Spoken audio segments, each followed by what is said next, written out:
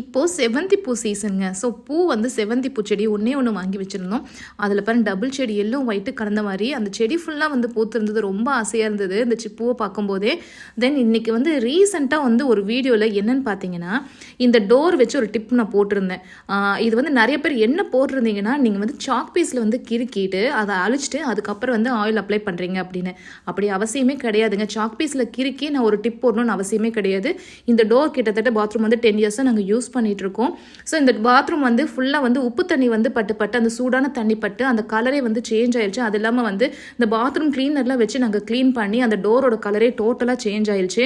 அதனால தான் வந்து ஒரு நாள் நான் தலைக்கு எண்ணெய் தேய்ச்சிட்டு கையில் டோரில் கை வைக்கும் போது இந்த மாதிரி கலர் சேஞ்ச் ஆச்சு. ஸோ ட்ரை பண்ணி பார்க்கலாமே இந்த மாதிரி ட்ரை பண்ணேன். சூப்பராக வந்தது. நான் க்ளீன் பண்ணி 1 மாதம் ஆச்சு. இதே மாதிரியே இருக்குங்க. எறும்பு இது வரைக்கும் வரல. ஸோ உங்கள் வீட்டில் நிறைய எறும்பு இருந்துச்சுன்னா நீங்கள் பார்த்து யூஸ் பண்ணுங்கள். இது வரைக்கும் வரல. உட்டன் டோருக்கு மட்டும் யூஸ் பண்ணுங்கள். பிளாஸ்டிக் டோருக்கு வேணால் ட்ரை பண்ணி பாருங்கள்.